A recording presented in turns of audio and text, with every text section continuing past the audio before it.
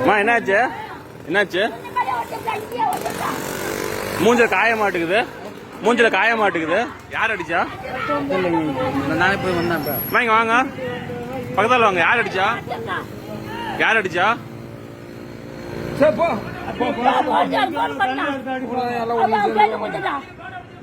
எதுக்காக அடிச்சாங்க? எதுக்காக அடிச்சாரு அவரு? அவரு யாரு கத்திட்டு இருக்கிறது? அவரு யாரு? அவரு யாரு?